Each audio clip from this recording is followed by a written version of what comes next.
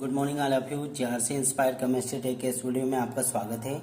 आइए कक्षा 12वीं हेलो एल्केन तथा हेलो एरिन के अंतर्गत पुनः महत्वपूर्ण परीक्षा उपयोगी प्रश्न के साथ आगे बढ़ते। प्रश्न इस प्रकार से, क्लोरोफॉर्म के अपचयन से क्या बनता है? इसकी नाइट्रिक अम्ल तथा एसीटोन से क्रिया का समीकरण लिखे। प्रश्न हमारा इस प्रकार से पुनः जान सकते हैं, क्लोरोफॉर्म के अपचयन से क्या बनता है? इसकी नाइट्रिक अम्ल तथा एसीटोन से क्रिया का समीकरण लिखे। तो आइए सर्वप्रथम हम क्लोरोफॉर्म का अपचयन जाने और उसके पश्चात नाइट्रिक अम्ल व एसीटोन के साथ में अभिक्रिया का समीकरण देखेंगे। तो सबसे पहले हम जिंक और HCl के प्रेजेंस में हाइड्रोजन द्वारा अपचयन कराएंगे। तो हमारा पहला बिंदु हम दो प्रकार से यहाँ पर करेंगे हल इसको। तो Zn और HCl के साथ गर्म करने पर जिंक और HCl के साथ में हाइड्रोजन के साथ में जब क्लोरोफॉर्म को गर्म करेंगे तो गर्म करने पर क्या बनता है, आइए इसे हम समीकरण के माध्यम से जानें। तो CHCl3 ये लिया हमने क्लोरोफॉर्म, दो अणु लेंगे यहाँ पर, दो परमाणु लेंगे हाइड्रोजन के 2H हाइड्रोजन और जिंक एंड HCl के प्रेजेंस में अपचयन कराएंगे। तो हम यहाँ पर क्या देख रहे हैं, दो हाइड्रोजन है, दो हाइड्रोजन में से एक हाइड्रोजन यहाँ पर आकर जुड़ जाएगा, एक क्लोरीन एक हाइड्रोजन के साथ में HCl बनाकर पृथक हो जाएगा।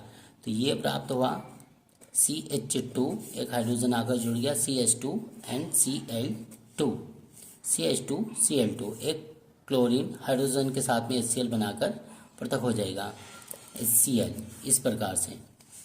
तो ये प्राप्त हुआ हमारे पास मेथिलीन क्लोराइड, ये प्राप्त हुआ हमारे पास मेथिलीन क्लोराइड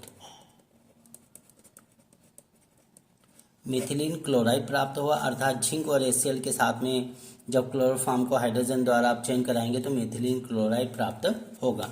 आइए हम दूसरे समीकरण के माध्यम से क्लोरोफॉर्म का अपचयन कराएं। तो जिंक और H2O के साथ हाइड्रोजन की उपस्थिति में अपचयन कराएंगे तो क्या होगा, इसे हम देखें। तो यहाँ पर लिख सकते हैं जिंक और H2O के साथ गर्म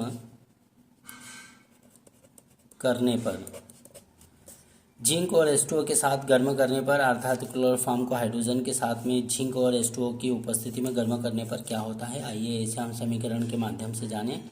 तो CHCl3 ये लिया हमने क्लोरोफॉर्म और यहाँ पर 6 हाइड्रोजन के परमाणु लेंगे Zn/H2O।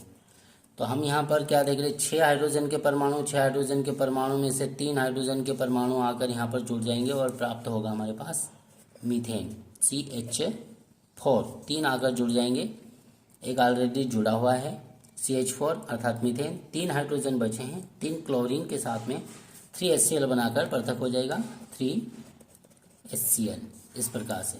तो यह प्राप्त हुआ हमारे पास मीथेन अर्थात जिंक और H2O के साथ हाइड्रोजन के द्वारा अपचयन कराने पर मीथेन प्राप्त होता है या मीथेन बनता है। क्लोरोफॉर्म के अपचयन को हमने दोनों तरीके से जाना। अब हम क्लोरोफॉर्म का नाइट्रिक अम्ल व एसीटोन के साथ में अभिक्रिया का केवल समीकरण देखेंगे। तो पहला बिंदु हम A करके पुनः लिख सकते हैं, यहाँ पर A सांद्र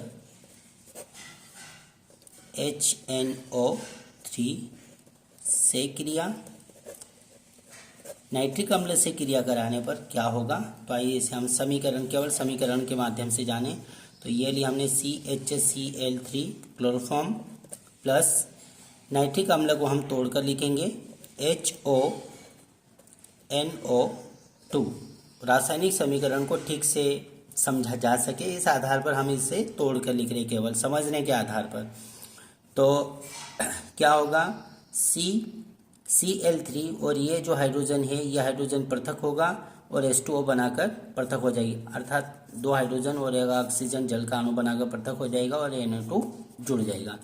तो प्राप्त उत्पाद इस प्रकार से होगा, C और Cl3 NO2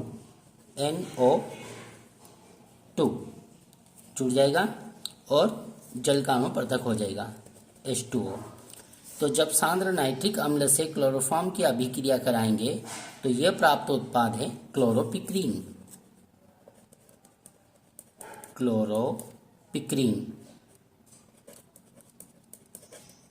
क्लोरोपिक्रीन प्राप्त होगा, अर्थात नाइट्रिक अम्ल के साथ में क्लोरोफॉर्म की अभिक्रिया कराने पर क्लोरोपिक्रीन प्राप्त होता है। अब हम एसीटोन के साथ में अभिक्रिया को जानेंगे क्लोरोफॉर्म की। तो CH3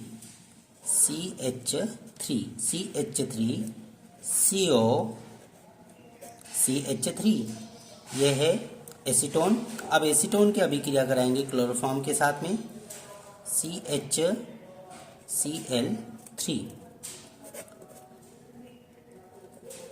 क्षार की उपस्थिति में अभिक्रिया कराएंगे। क्षार की उपस्थिति में अभिक्रिया कराने पर प्राप्त उत्पाद इस प्रकार से होगा, CH3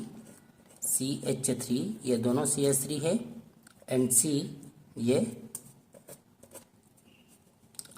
अब ये ऑक्सीजन और ये हाइड्रोजन OH बनाकर पृथक हो जाएगा इस प्रकार से OH और इधर CCl3। प्राप्त उत्पाद